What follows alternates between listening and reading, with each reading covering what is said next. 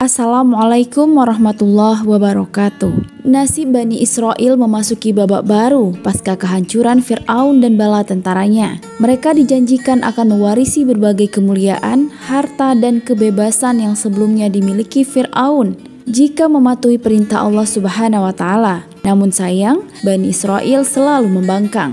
Imbas dari keruntuhan kekuasaan Fir'aun yang merembes kepada tatanan sosial politik masyarakat Mesir.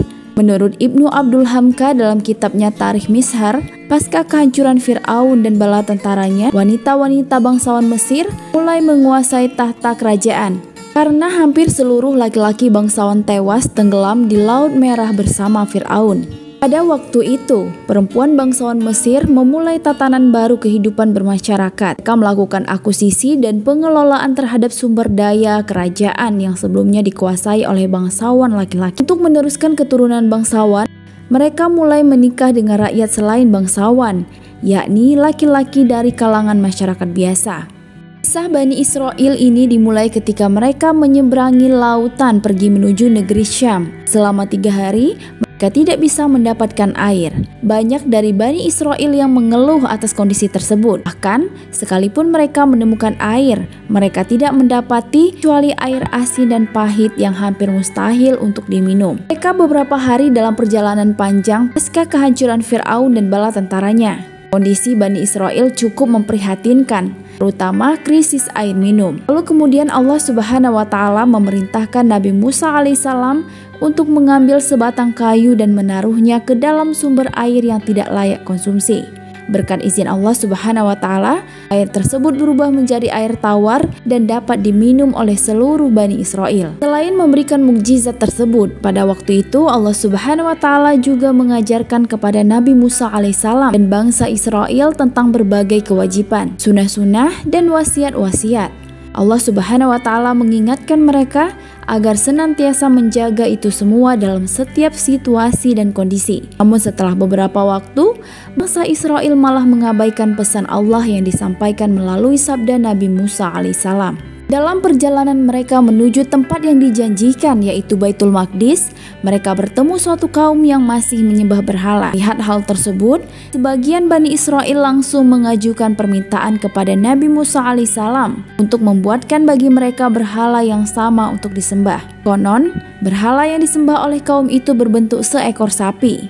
Dan tentu saja, permintaan yang bodoh ini serta-merta ditolak oleh Nabi Musa alaihissalam. Dan Allah Subhanahu wa Ta'ala berfirman, "Kami seberangkan Bani Israel ke seberang lautan itu, maka setelah mereka sampai kepada suatu kaum yang tetap menyembah berhala, mereka Bani Israel berkata, 'Hai Musa, buatlah untuk kami sebuah Tuhan berhala sebagaimana mereka mempunyai beberapa Tuhan atau berhala.' Musa kemudian menjawab, 'Sesungguhnya kamu ini adalah kaum yang tidak mengetahui sifat-sifat Tuhan. Sesungguhnya mereka itu akan dihancurkan kepercayaan yang dianutnya, akan batal apa yang selalu mereka kerjakan.'" Surat Al-A'raf ayat 138 sampai 139. Tentu saja Nabi Musa alaihissalam sangat kecewa dengan permintaan bodoh sebagian Bani Israel ini. Baru saja mereka diselamatkan oleh Allah Subhanahu wa Ta'ala dari kejaran Fir'aun dengan cara yang luar biasa. Tapi hanya karena melihat suatu kaum menyembah berhala yang mereka pertuhankan, mereka juga minta dibuatkan Tuhan. Sungguh tepat apa yang dikatakan Musa alaihissalam, bahwa mereka belum paham hakikat Tuhan yang sebenarnya. Berhala itu hanya benda mati, tidak dapat menolak mudarat dan tidak bisa memberikan manfaat sedikit pun. Lalu kemudian Nabi Musa alaihissalam memerintahkan Bani Israel untuk memasuki Baitul Maqdis dan memerangi kaum kafir zalim penyembah berhala pada saat itu, yakni kaum Majusi dari kalangan orang-orang Haitsan, Fazar, Kan'an, dan lain sebagainya. Namun kenyataannya, Bani Israel menolak dan enggan untuk berjihad mematuhi perintah Allah. Mereka berkata, "Wahai Musa, sesungguhnya di dalam negeri itu ada orang-orang yang sangat kuat dan kejam. Kami tidak akan memasukinya sebelum mereka keluar darinya. Jika mereka keluar dari sana, niscaya kami akan masuk." Surat Al-Maidah ayat 22. Mereka bahkan secara tegas menolak perintah Nabi Musa alaihissalam untuk berjihad setelah diperingatkan olehnya beberapa kali. Sebagian bangsa Israel berkata dengan keras dan lantang, Mereka berkata, "Wahai Musa, sampai kapanpun kami tidak akan memasukinya selama mereka masih ada di dalamnya. Karena itu pergilah engkau bersama Tuhanmu dan berperanglah kamu berdua. Biarlah kami tetap menanti di sini saja." Surat Al-Maidah ayat 24. Mendengar jawaban kaumnya, Nabi Musa sangat sedih, lalu kemudian beliau berdoa kepada Allah Subhanahu wa taala.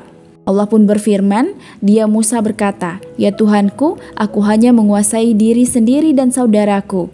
Sebab itu pisahkanlah antara kami dengan orang-orang yang fasik itu." Surat Al-Maidah ayat 25. Karena peristiwa pembangkangan oleh Bani Israel, lalu kemudian Allah Subhanahu wa taala menimpakan kepada mereka rasa takut yang berlebih dan mendamparkan mereka di padang Tih, sebuah padang pasir yang amat luas lagi tandus. Mereka berjalan tanpa tujuan malam, siang, pagi, dan sore hari. Mereka terlunta-lanting di sana selama 40 tahun tanpa negeri. Tidak ada seorang pun dari mereka yang dapat keluar dari padang Tih selama 40 tahun. Tidak ada yang tersisa kecuali anak keturunan mereka, yakni Yusha dan Kalib. Wallahu a'lam bishawab. Wassalamualaikum warahmatullahi wabarakatuh.